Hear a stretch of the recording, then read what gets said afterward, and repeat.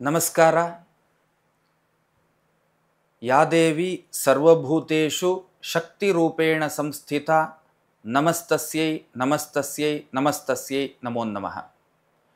ಕನ್ನಡ ನಾಡಿನ ಸಮಸ್ತ ಜನತೆಗೆ ನವರಾತ್ರಿಯ ಪುಣ್ಯಕಾಲದ ಶುಭಾಶಯಗಳನ್ನು ಕೋರುವುದರ ಜೊತೆಗೆ ಇಂದು ನಾವು ಮೂರನೆಯ ದಿನದ ಪರ್ವಕಾಲದಲ್ಲಿ ನಾವಿದ್ದೇವೆ.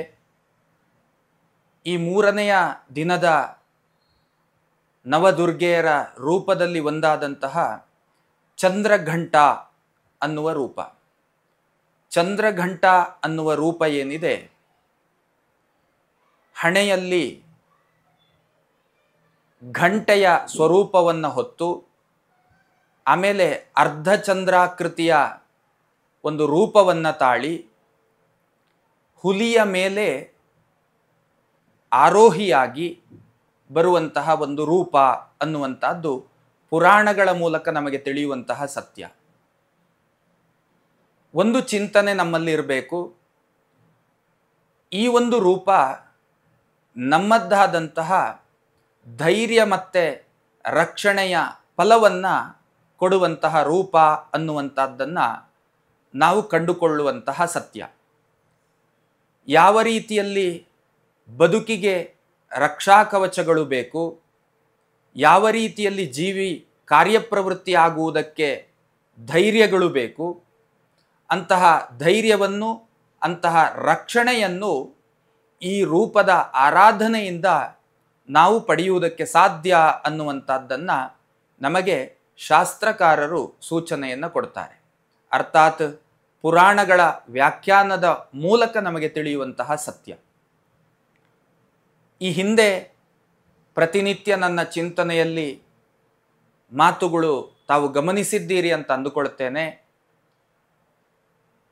ನಮ್ಮದ್ದಾದಂತಹ ಶರಣಾಗತಿಯ ಒಂದು ಚಿಂತನೆ ಹೇಳುವಂಥದ್ದು ಅತ್ಯಂತ ಪ್ರಧಾನವಾದಂತಹ ಅಂಶ ಅನ್ನುವಂಥದ್ದನ್ನು ನಾವು ಮರೆಯುವ ಹಾಗಿಲ್ಲ. ಯಾವುದೇ ದೇವತಾ ಸ್ವರೂಪಗಳ ಚಿಂತನೆಯನ್ನು ಮನದಲ್ಲಿ ಇರಿಸಿಕೊಂಡಂತೆ ತಾವುಗಳು ಆ ಚಿಂತನೆಗೆ ಪೂರಕವಾದಂತಹ ಧಾರ್ಮಿಕವಾದಂತಹ ಚಟುವಟಿಕೆಗಳನ್ನು ನಡೆಸುವರೇ ನಮಗೆ ಮೂಲಭೂತವಾಗಿ ಇರಬೇಕಾದಂತಹ ಭಾವಗಳು ಏನು ಅನ್ನುವುದನ್ನು ನಾನು ಸದಾಕಾಲ ಪುನರಪಿ ಅದನ್ನು ಹೇಳ್ತಾ ಬಂದಿದ್ದೇನೆ.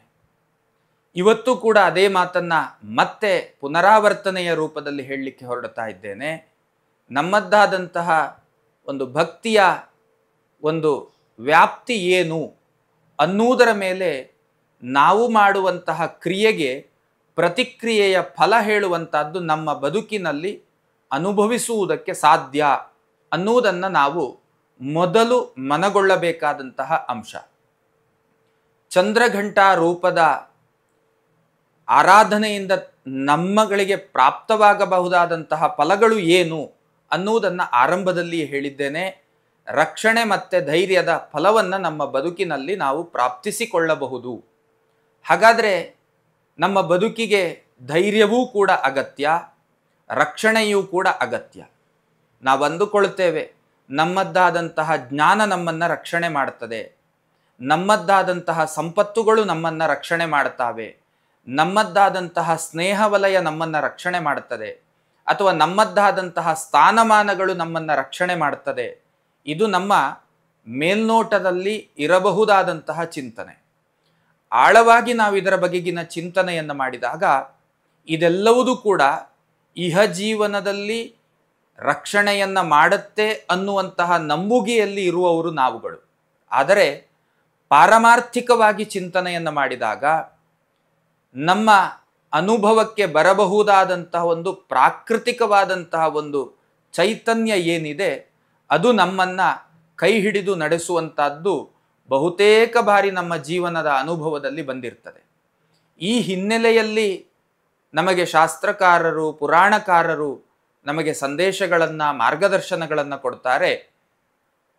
ಆ ಪ್ರಾಕೃತಿಕವಾಗಿರತಕ್ಕಂತಹ ಪಾರಮಾರ್ಥಿಕವಾದಂತಹ ಚೈತನ್ಯದ ರೂಪಗಳನ್ನು ನೀವು ಚಿಂತನೆಯನ್ನು ಮಾಡಿ ಅದಕ್ಕೆ ಪೂರಕವಾದಂತಹ ಶರಣಾಗತಿ ಮತ್ತು ಭಕ್ತಿಯ ಭಾವದಿಂದ ತಾವುಗಳು ಕ್ರಿಯೆಯನ್ನು ಮಾಡಿದ್ದೇ ಹೌದಾದರೆ ಆ ಪಾರಮಾರ್ಥಿಕವಾದಂತಹ ಶಕ್ತಿ ಏನಿದೆ ಅದು ನಿಮ್ಮ ಕೈಯನ್ನು ಹಿಡಿದು ನಿಮ್ಮ ಗುರಿ ಏನಿದೆ, ಸಾರ್ಥಕತೆ ಏನಿದೆ, ಅಲ್ಲಿಯ ತನಕ ನಡೆಸಿಕೊಂಡು ಹೋಗುತ್ತೆ ಅನ್ನುವಂಥದ್ದು ನಮ್ಮೆಲ್ಲ ಪ್ರಾಜ್ಞರ ಚಿಂತನೆಗಳು, ಮಾರ್ಗದರ್ಶನಗಳು. ಈ ಹಿನ್ನೆಲೆಯಲ್ಲಿ ಚಂದ್ರಘಂಟಾ ಸ್ವರೂಪದ ಆರಾಧನೆಯನ್ನು ನಾವುಗಳು ಬಹಳ ಮುಖ್ಯವಾಗಿ ನಮ್ಮದ್ದಾದಂತಹ ಬದುಕಿನ ಒಂದು ಧೈರ್ಯದ ಫಲವನ್ನು ಪ್ರಾಪ್ತಿಸಿಕೊಳ್ಳುವಲ್ಲಿ, ರಕ್ಷಣೆಯ ಫಲವನ್ನು ಪ್ರಾಪ್ತಿಸಿಕೊಳ್ಳುವಲ್ಲಿ ನಾವು ಇಂದಿನ ದಿನ ಆರಾಧನೆಯನ್ನು ಮಾಡಬೇಕಾದದ್ದು.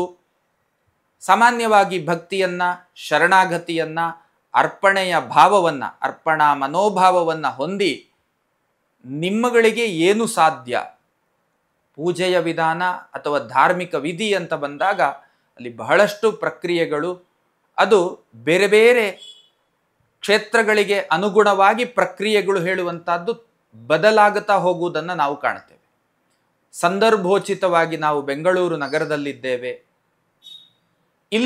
ಇಲ್ಲಿಯದ್ದೇ ಆದಂಥ ಪ್ರಾದೇಶಿಕವಾದಂಥ ಒಂದಷ್ಟು ಸಂಪ್ರದಾಯಗಳು ಧಾರ್ಮಿಕ ವಿಧಿಯ ಒಳಗೆ ಇರ್ತದೆ. ತುಂಬ ಜನರಲ್ಲಿ ಪ್ರಶ್ನೆ ಬರ್ತದೆ, ಅಲ್ಲಿ ಒಂದು ರೀತಿಯಲ್ಲಿ ಮಾಡ್ತಾರೆ, ಇಲ್ಲಿ ಒಂದು ರೀತಿಯಲ್ಲಿ ಮಾಡ್ತಾರೆ, ಯಾವುದು ಸರಿ ಯಾವುದು ತಪ್ಪು? ಧಾರ್ಮಿಕ ಆಚರಣೆಗೆ ಇದಮಿತ್ತಂ ಹೇಳುವಂತಹ ಒಂದು ನಿರ್ಣಯಗಳು ಬಹಳ ಬಾರಿ ನಮಗೆ ಇದು ಬದಲಾವಣೆ ಆದದ್ದನ್ನು ನಾವು ಕಾಣುತ್ತೇವೆ. ನಿರ್ಣಯಗಳು ಇಲ್ವೇನೋ ಅಥವಾ ಇದೆಯಾ, ಇದ್ರೆ ಯಾವುದು, ಇದು ಹೌದಾದರೆ ಅಲ್ಲಿ ನಡೆಯುವುದೇನು, ಹೀಗಿದ್ದೆಲ್ಲ ನಮ್ಮಲ್ಲಿ ಪ್ರಶ್ನೆಗಳು ಮೂಡುತ್ತದೆ. ಆದರೆ ಒಂದು ಸತ್ಯವನ್ನು ನಾವು ಅರ್ಥ ಮಾಡಿಕೊಳ್ಬೇಕು. ಭಕ್ತಿಗೆ ಪ್ರದೇಶದ ಭೇದಗಳಿಲ್ಲ, ಶರಣಾಗತಿಗೆ ಪ್ರದೇಶದ ಭೇದಗಳಿಲ್ಲ. ಹಾಗಾದರೆ ಭಕ್ತಿ ಮತ್ತು ಶರಣಾಗತಿ ಹೇಳುವಂಥದ್ದೇನಿದೆ, ಇದು ಯಾವ ಊರಿಗೆ ಹೋದರೂ, ಯಾವ ಪ್ರದೇಶಕ್ಕೆ ಹೋದರೂ ಕೂಡ ಅದು ಒಂದೇ. ಹಾಗಾದರೆ ಆಚರಣೆ ಹೇಳುವಂಥದ್ದೇನಿದೆ ಇದು ಬದಲಾಗುತ್ತದೆ. ಇದಕ್ಕೆ ಕಾರಣಗಳೇನು? ಇಲ್ಲಿ ನಡೆಯುವುದು ಸರಿ, ಅಲ್ಲಿ ನಡೆಯುವುದು ತಪ್ಪು, ಅಥವಾ ನಾನು ನಡೆಸುವುದು ಸರಿ, ನನ್ನ ಗುರುಗಳು ಹೇಳಿದ್ದು ಸರಿ, ಅಲ್ಲಿ ಏನೋ ನಡೀತಾ ಇದೆ ಅದು ತಪ್ಪು. ಈ ತೀರ್ಮಾನಕ್ಕೆ ನಾವುಗಳು ಬರುವ ಅವಶ್ಯಕತೆ ಇಲ್ಲ. ನಮ್ಮದ್ದಾದಂತಹ ಭಕ್ತಿಯಲ್ಲಿ ಮತ್ತು ಶರಣಾಗತಿಯಲ್ಲಿ ಪ್ಯೂರಿಟಿ, ಸ್ವಚ್ಛತೆ ಉಂಟು ಅಂತಾದರೆ ನೀವು ಯಾವ ನೆಲೆಯಲ್ಲಿ ಯಾವ ವಿಧದಲ್ಲಿ ಆರಾಧನೆ ಮಾಡಿದರೂ ಕೂಡ ಅಲ್ಲಿ ಖಂಡಿತ ಅಪರಾಧಗಳಾಗುವುದಿಲ್ಲ.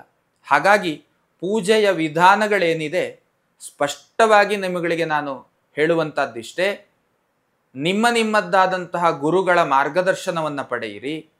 ತನ್ಮೂಲಕವಾಗಿ ಆ ಗುರುಗಳ ಮಾರ್ಗದರ್ಶನದ ಆಧಾರದಲ್ಲಿ ತಾವುಗಳು ಆರಾಧನೆಯ ವಿಧಿಯನ್ನು ಹೇಗೆ ಪಾಲನೆ ಮಾಡಬೇಕು ಅನ್ನುವಂತಹ ತಿಳುವಳಿಕೆಯನ್ನು ಸಂಪಾದನೆ ಮಾಡಿಕೊಂಡು ನಿಮ್ಮ ಸ್ಥಿತಿ, ನಿಮ್ಮ ಗತಿಗಳು ಅವರಿಗೆ ತಿಳಿದಷ್ಟು ನಾನಿಲ್ಲಿ ಕೂತ್ಕೊಂಡವನಿಗೆ ತಿಳಿಯುವುದಕ್ಕೆ ಸಾಧ್ಯ ಇಲ್ಲ.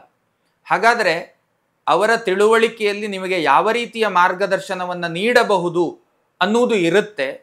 ಆ ಹಿನ್ನೆಲೆಯಲ್ಲಿ ಅವರ ಮಾರ್ಗದರ್ಶನವನ್ನು ಪಡೆದು ತಾವುಗಳು ಮುನ್ನಡೆದದ್ದೇ ಹೌದಾದರೆ, ಭಕ್ತಿ ಮತ್ತು ಶರಣಾಗತಿಯಲ್ಲಿ ಯಾವುದೇ ಏನು ಲೋಪದೋಷಗಳು ಆಗದಂತೆ ತಾವುಗಳು ಚಂದ್ರಘಂಟನ ಆರಾಧನೆಯನ್ನು, ಚಂದ್ರಘಂಟಾ ಸ್ವರೂಪಿಣಿಯಾಗಿರತಕ್ಕಂತಹ ಶಕ್ತಿಯ ಆರಾಧನೆಯನ್ನು ಮಾಡಿ ಧೈರ್ಯ ಮತ್ತು ರಕ್ಷಣೆಯ ಫಲವನ್ನು ಪ್ರಾಪ್ತಿಸಿಕೊಂಡು ತಮ್ಮದ್ದಾದಂತಹ ಬದುಕಿನ ಒಂದು ಸಾರ್ಥಕತೆಯ ಒಂದು ಹೆಜ್ಜೆ ಏನು ಇಡ್ತಾ ಇದ್ದೀರಿ, ಅದಕ್ಕೆ ರಕ್ಷಾ ಕವಚವಾಗಿ ಆರಾಧನೆಯನ್ನು ಮಾಡಿ ಫಲವನ್ನು ಪಡಿಬೇಕು ಅನ್ನುವಂತಹ ಚಿಂತನೆಯನ್ನು ಇರಿಸಿಕೊಂಡಂತೆ ಚಂದ್ರಘಂಟಾ ಸ್ವರೂಪಿಣಿಯಾಗಿರತಕ್ಕಂತಹ ಜಗನ್ಮಾತೆಯನ್ನು ಮತ್ತೊಮ್ಮೆ ಪ್ರಾರ್ಥನೆಯನ್ನು ಮಾಡ್ತಾ ಅವಳ ಅನುಗ್ರಹದ ಶ್ರೀರಕ್ಷೆ ಹೇಳುವಂಥದ್ದು ನಿಮ್ಮ ಮೇಲೆ, ನಮ್ಮ ಮೇಲೆ, ಎರಡೂ ಆಯಾಮದಲ್ಲಿ ಮತ್ತು ಪ್ರಕೃತಿಯ ಮೇಲೆ, ವ್ಯವಸ್ಥೆಯ ಮೇಲೆ ಇರಲಿ ಅನ್ನುವಂತಹ ಸಮಸ್ತ